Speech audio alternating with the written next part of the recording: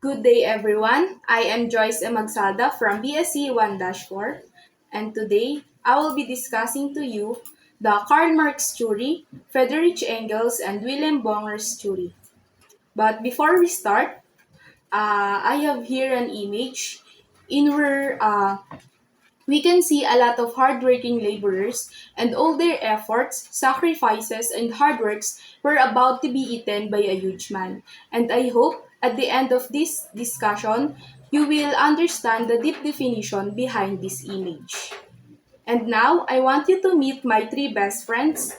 The first one is Karl Marx, born on May 5, 1818 and died on 1883. The father of Marxism, a philosopher, political economist, and a journalist. He published Communist Manifesto during 1848 and wrote Das Kapital during 1867.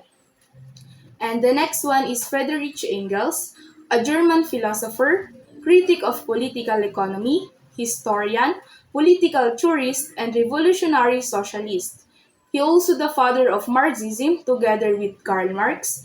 Engels co-authored the Communist Manifesto with Marx and also authored and co-authored many other works with Karl Marx. And the third one is Willem Bonger, a Dutch criminologist and sociologist. He is considered an early Marxist criminologist, which through his work, criminology stood out as an autonomous science, making its interrelationship with sociology more evident according to a scientific approach. And now, let's move on to Karl Marx theory. So Karl Marx was one of the first social scientists to focus mainly on social class. So when we say social class, it refers to a group of people with similar socioeconomic status. In here, we can determine them by their wealth, education, and occupation. His main focus on social class was that one social class dictates one social life.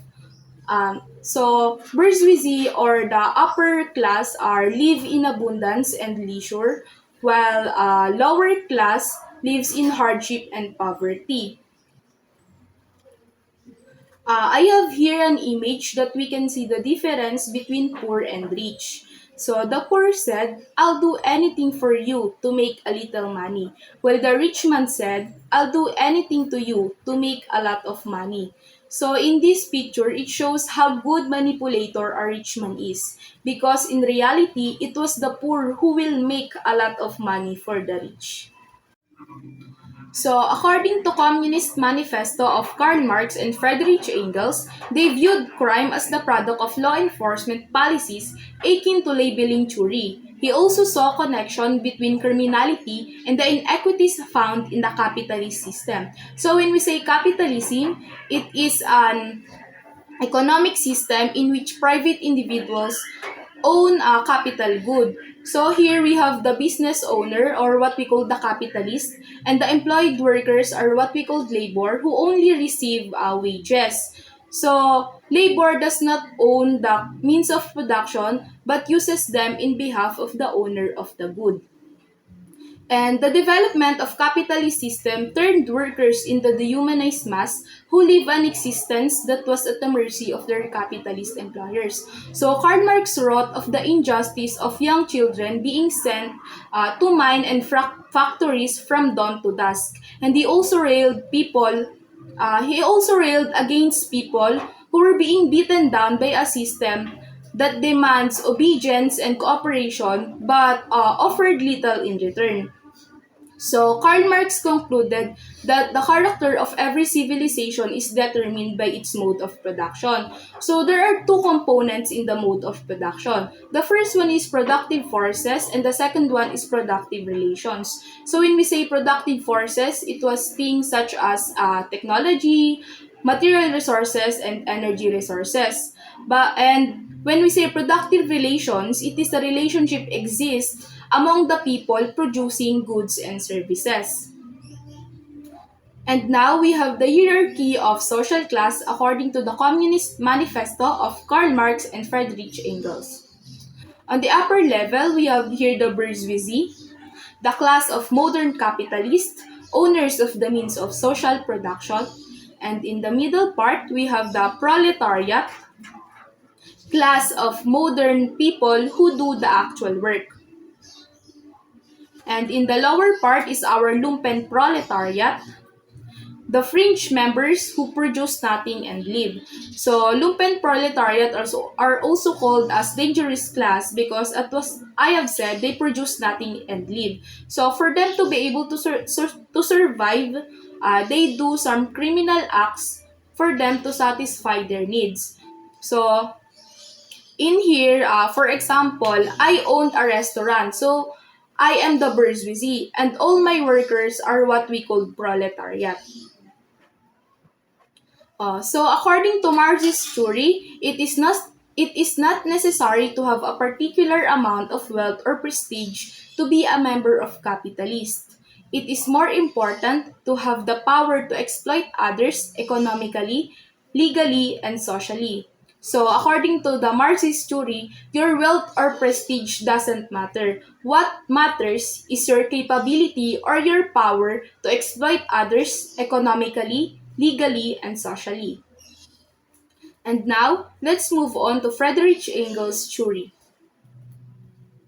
His work, The Condition of the Working Class in England, portrayed crime as a function of social demoralization, a collapse of people's humanity, reflecting a decline in society.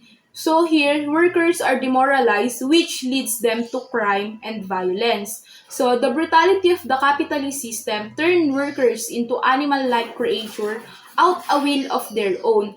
So workers are convinced that their circumstances are fixed and living paycheck to paycheck is the best they can do. And now, we have Willem Bonger's story. Bonger believed that we need to look at distribution of wealth in a country rather than the total amount of wealth. So for example, Philippines is wealthy overall, but may still have a high crime rate if there are people who are impoverished alongside people who are very wealthy. In a capitalist society, some individuals will have money and that money can translate into power to distribute resources at will. Other individuals will lack money. Those people who have the power want to keep it, mainly through exploiting the labor of those who do not have power. And those who do not have the power will struggle against those who do. So as what I have said, bourgeoisie are the one who have the control in the means of production. So they are the one who's producing goods and services. While on the other hand, proletariat only have their labor to trade for goods and services. So here, we can see the difference between the bourgeoisie and the proletariat. The capitalist mode of production creates and fosters egoism in people. We all know that in a business world, the main goal is to make money. And the capitalist mode of producing creates and fosters egoism in people. Egoism refers to placing one's own self-interest above the interest of others. It is the opposite of altruism, which refers to placing the interests of others above those of oneself. For example, I owned a restaurant and my friend decided to build her own restaurant beside my resto. And because of egoism, I will do anything to sabotage her business because that's what egoism is. And in every society that is divided into ruling class and an inferior class, penal law serves the will of the ruling class. So even though criminal law appears to protect members of both classes, hardly any act is punished that does not injure the actions or the interest of the dominant ruling class. In capitalist system, both the bourgeoisie and proletariat crime prone. But in reality, only the proletariat are officially recognized as criminals because legal system discriminate against the poor and defending the interest of the dominant ruling class or the wealthy. And that ends of my report and I hope you realize and analyze why the poor become poorer and rich become richer. Thank you.